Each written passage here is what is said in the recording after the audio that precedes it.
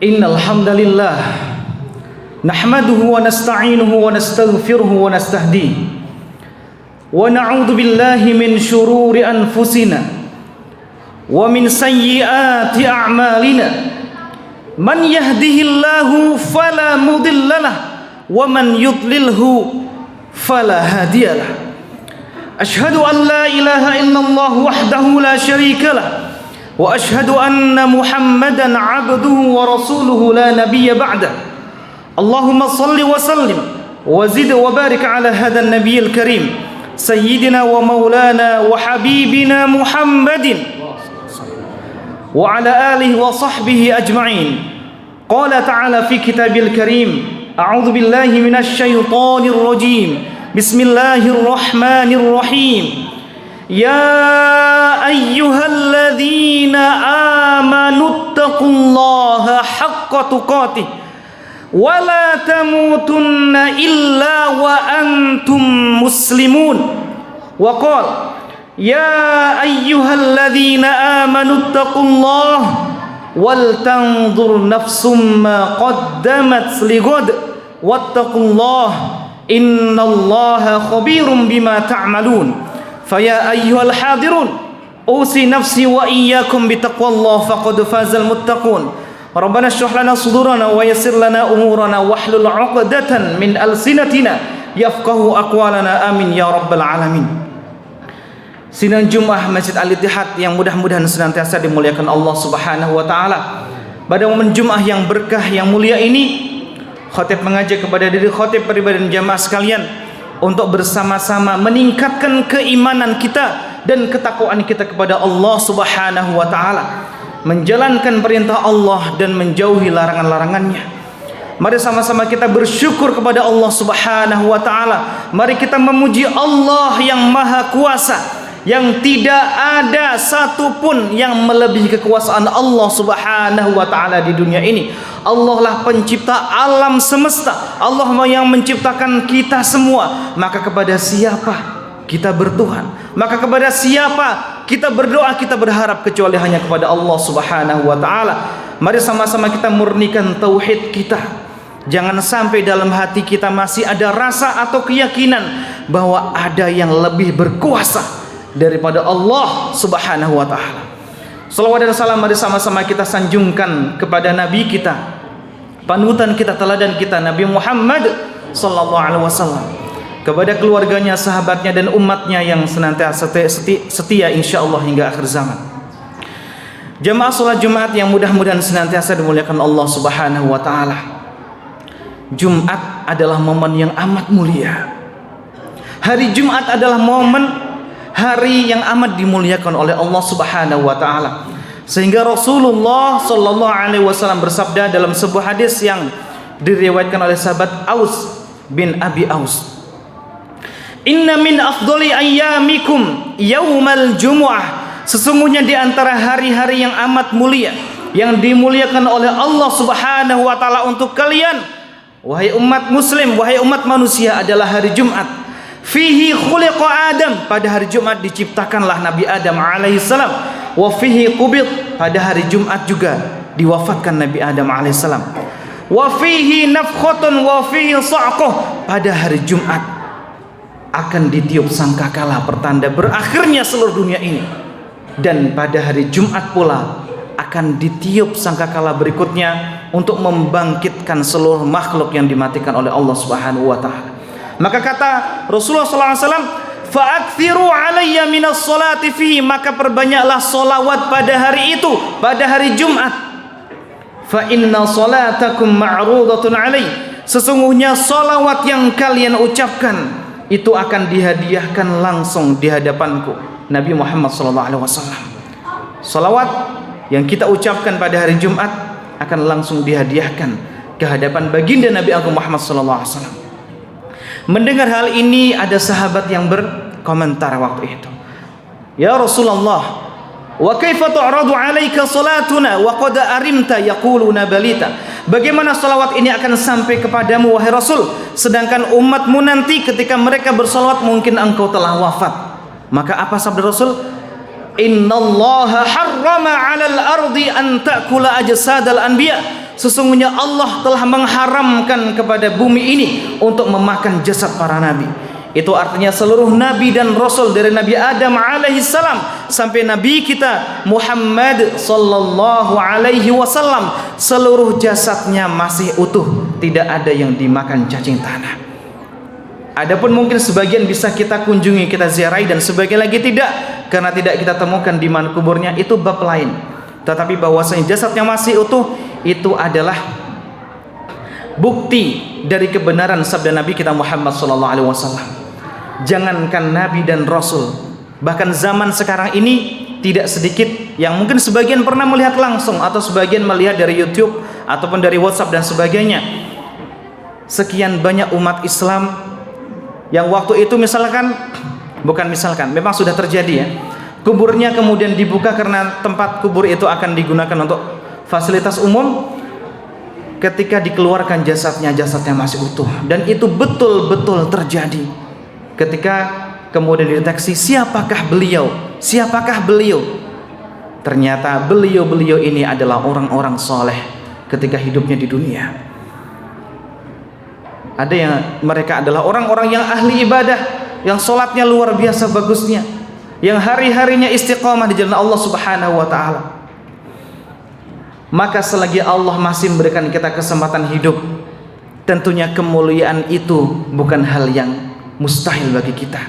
Tentunya kita berharap, ya Allah, berilah kami kabar gembira di dunia dan akhirat.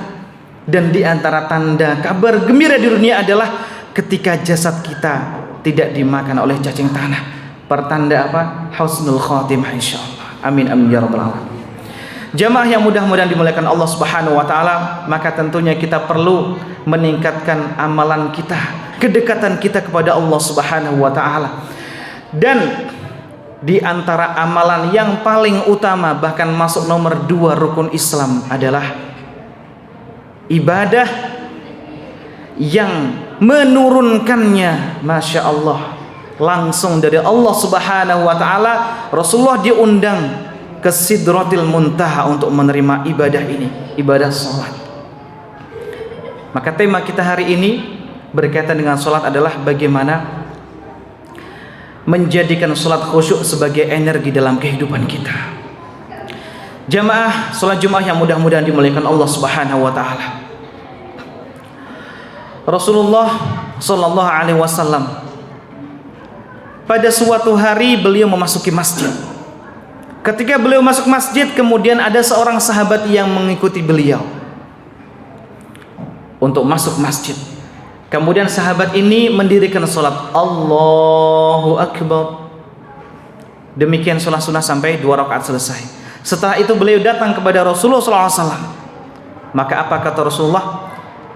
Irji' fasalli fa innaka lam tusalli.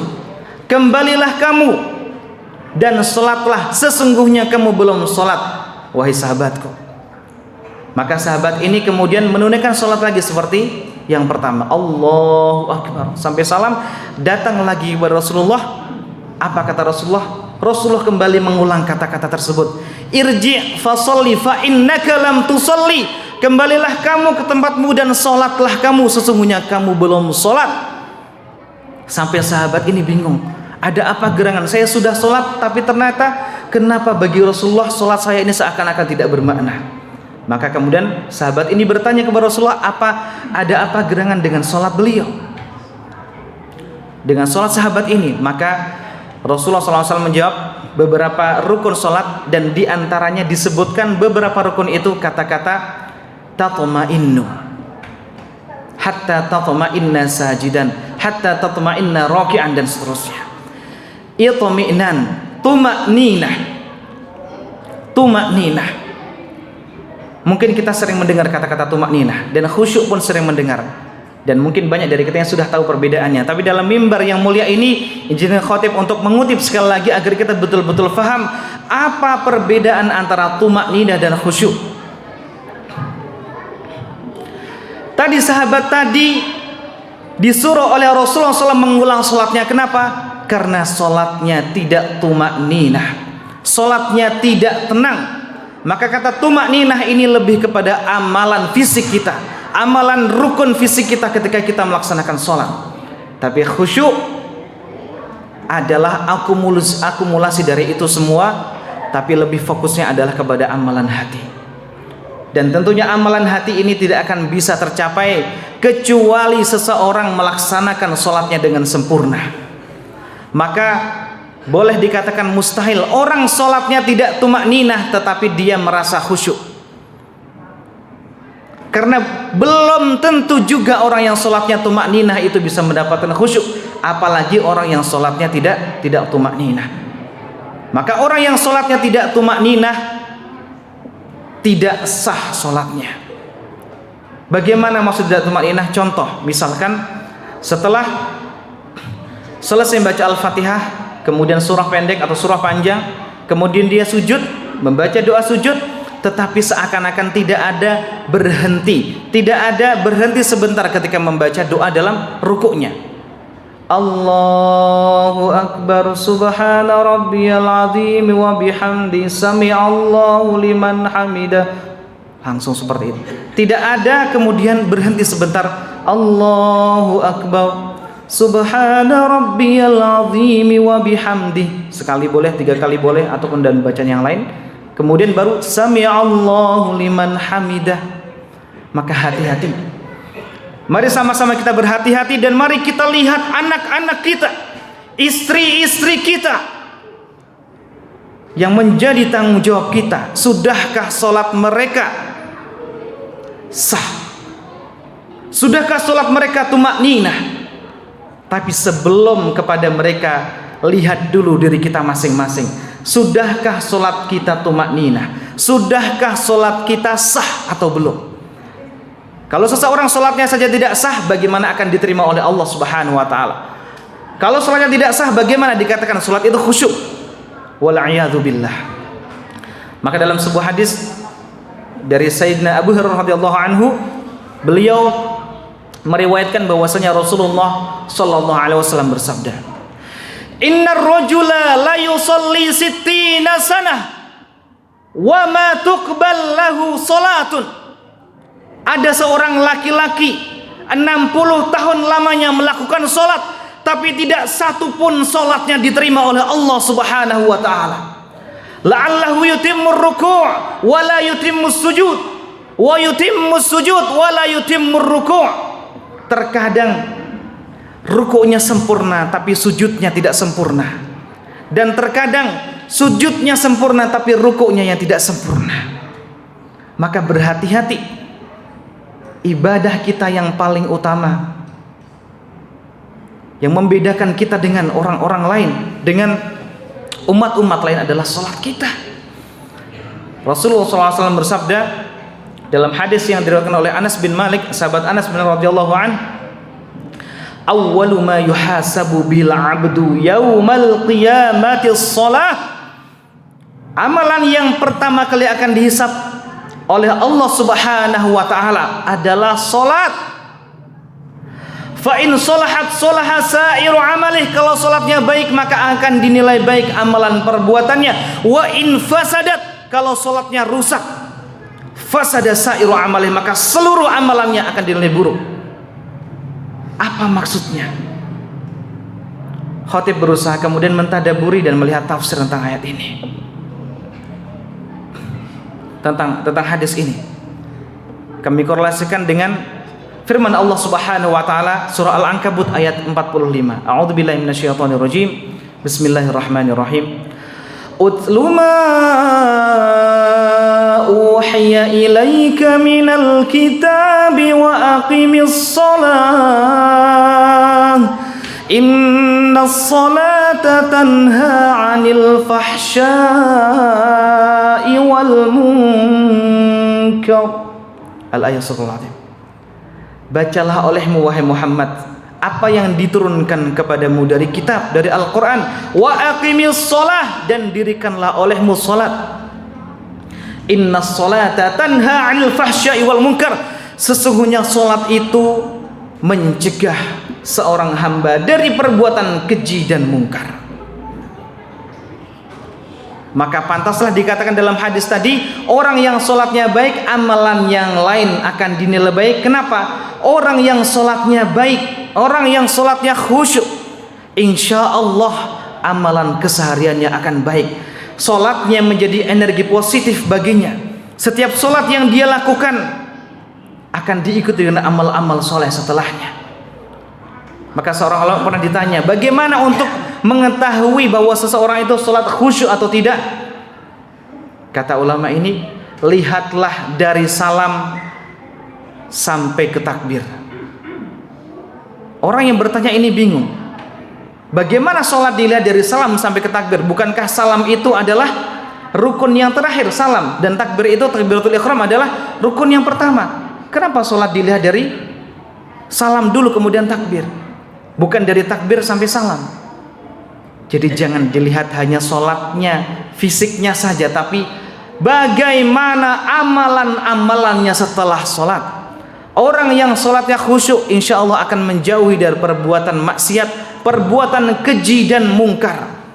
Perbuatan keji, kalau kata Ibnu Abbas radhiyallahu anhuma, perbuatan keji yang dimaksud adalah perzinaan diantaranya. Sedangkan mungkar adalah sekian banyak maksiat-maksiat yang lain. Jadi kata mungkar lebih umum daripada perbuatan keji, tapi dinotis secara khusus perbuatan keji, perzinaan diantaranya. Karena orang yang sholatnya baik, sholatnya khusyuk, insya Allah hatinya terjaga dari hal-hal yang menggoda dia, kemudian menjerumuskan dia dalam perzinaan. Wala'iyadzubillah. Maka energi sholat itu ketika dibawa dalam kehidupan sehari-hari, maka pantas tadi ulama mengatakan apa? Lihatlah dari salam sampai takbir. Setelah dia salam, assalamualaikum warahmatullah, assalamualaikum warahmatullah, lihat apa yang dilakukan sampai kemudian dia takbir lagi melaksanakan sholat berikutnya. Kalau yang dilakukan adalah amalan-amalan soleh, maka insya Allah sholatnya itu adalah betul-betul sholat yang khusyuk dan melahirkan energi positif untuk kehidupannya. Tetapi betapa banyak orang yang baru saja sholat, keluar dari masjid langsung melakukan amalan maksiat. Wal'iyadzubillah. Ini adalah sangat menghina Allah subhanahu wa ta'ala. Seakan-akan Allah hanya melihat amalan hambanya di masjid saja. Di luar masjid Allah seakan-akan tidak melihat amalan seorang hamba. Tidak seperti itu. Maka jamaah dimulakan Allah subhanahu wa ta'ala, khatib mengajak kepada khatib dan jamaah sekalian, mari kita sama-sama tingkatkan kualitas sholat kita, kekhusyuan sholat kita, agar apa? Agar Allah subhanahu wa ta'ala senantiasa membimbing amalan-amalan kita. Dan di antara tips untuk kekhusyuan sholat, saya sampaikan secara singkat saja 3 hal. Mungkin banyak sebenarnya, saya sampaikan 3 hal saja. Yang pertama adalah persiapan yang sempurna sebelum sholat. Maka usahakan sebelum adzan berkumandang atau setelah adzan berkumandang, segera persiapkan diri untuk sholat. Pakai pakaian yang bersih. Kalau misalkan kita ingin buang hajat ataupun ingin buang air besar atau air kecil, tunaikan dulu. Kemudian baru pergi ke masjid melaksanakan sholat. Karena kalau tidak akan terngiang-ngiang, tidak akan khusyuk karena memikirkan hal itu. Wudu dengan sempurna, berangkat ke masjid, sholat 5 waktu. Kemudian yang kedua adalah setiap gerakan sholat, setiap rukun sholat harus kita fahami dengan baik. Dan yang ketiga adalah memahami setiap bacaan dalam sholat kita. Ini juga yang perlu dicek kepada diri kita masing-masing, istri dan anak kita. Sudahkah kita dan seluruh keluarga kita itu mereka tidak hanya hafal tapi faham semua yang dibaca dalam sholat dari Allahu Akbar sampai salam? Kalau belum, PR bagi diri kita dan bagi diri kita, untuk kita dan juga untuk keluarga kita. Cek mereka, cek diri kita dan mereka. Kalau sekarang katakan pemahaman kita Al-Fatihah, ayat surah-surah pendek, misalkan kita minimal ada 3 surat misalkan yang kita hafal dan tahu artinya, kemudian bacaan ruku, sujud dan seterusnya sampai akhir, pastikan kita betul-betul tahu artinya. Kalau tidak tahu artinya, seakan-akan tiap hari kita sholat memang kita menghadap Allah, tapi pikiran kemana-mana karena tidak tahu apa yang sedang kita baca. Mulut berbicara, tapi hati dan pikiran tak tahu entah kemana. Tahu-tahu imam salam ikut salam, Akankah seperti ini sepanjang hidup kita? Wal'iyadzubillah. Saat ini, detik ini, mari kita rubah. Bagi yang belum 100% mengetahui makna bacaan sholat, maka niatkan dari ini, dari sekarang ini, dari hari ini, untuk diri kita dan anak istri kita. Tanyakan juga kepada mereka, sudahkah betul mereka faham dengan arti bacaan sholat mereka atau belum? Kalau belum, segera bimbing, karena ini jadi amal jariah untuk kita semuanya, agar kita dan keluarga kita menjadi hamba-hamba Allah yang salatnya khusyuk. Rabbi ja'alni muqimas salati wa min dzurriyyati Rabbana wa taqabbal du'a, sebagaimana doa Nabi Ibrahim alaihissalam. Barakallahu li wa lakum fil Qur'anil azim wa nafa'ani wa iyyakum bima fihi minal ayati wa dzikril hakim wa taqabbalallahu minni wa minkum tilawatahu innahu huwas samiul alim. Aqulu qawli hadha wa astaghfirullaha li wa lakum wa lisairil muslimina min kulli dhanb fastaghfiruhu innahu kana ghaffara. Allahumma shalli ala sayyidina Muhammad wa ala ali sayyidina Muhammad. Alhamdulillahi rabbil alamin. Wassalatu wassalamu ala nabiyyina wa maulana Muhammadin wa ala alihi wa sahbihi ajma'in. Qala ta'ala fi kitabil karim, a'udzu billahi minasy syaithanir rajim. Bismillahirrahmanirrahim. Innallaha wa malaikatahu yusalluna 'alan nabi ya ayyuhalladzina amanu shallu 'alaihi wa sallimu taslima. Jemaah yang dimuliakan Allah Subhanahu wa taala, sebelum khatib menutup khutbah yang kedua ini, khatib ini menyampaikan summary ataupun ringkasan dari khutbah yang tadi khatib sampaikan, agar kita bisa membawa pesan ini untuk anak dan istri kita di rumah. Usahakan setiap Jumat ada khutbah Jumat, ada yang bisa dibawa dan disampaikan kepada keluarga kita. Kalau tidak ada yang bisa disampaikan, itu pertanda kita sholat Jumat tapi tidak mendengarkan khutbah Jumat. Maka untuk apa kita datang tapi hati kita dan pikiran kita nggak datang? Maka mulai Jumat ini, bagi yang belum terbiasa, biasakan mulai Jumat ini dan yang akan datang, setiap khutbah itu ambil beberapa poin, 1, 2, 3 poin untuk bisa disampaikan kepada istri di rumah, kepada anak di rumah. Yang pertama adalah bahwa Jumat ini momen yang berkah yang mulia, mari memperbanyak salawat kepada baginda Nabi Agung Muhammad sallallahu alaihi wasallam. Yang kedua adalah mari sama-sama kita tingkatkan kualitas salat kita dengan menjadikan, dengan treatment, dengan membiasakan salat yang khusyuk, memulai dengan sesuatu dengan sempurna agar salat kita betul-betul khusyuk. Dan yang ketiga, yang terakhir, yang kaitan dengan khusyuk adalah mari masing-masing mengevaluasi, coba dicek keluarganya, sudahkah betul-betul paham dengan semua bacaan salat atau belum. Kalau belum, maka mulai hari ini bismillah, kita step by step bagaimana biar bisa 100%. Sangat mudah, sekarang bisa lihat Google di mana-mana, lihat apa arti bacaan setiap gerakan sholat, itu ada semuanya. Maka sayang sekali kalau HP yang kita punya ini tidak kita manfaatkan dengan baik untuk kebaikan. Mari sama-sama kita berdoa kepada Allah Subhanahu wa taala. A'udzubillahi minasyaitonirrajim. Bismillahirrahmanirrahim.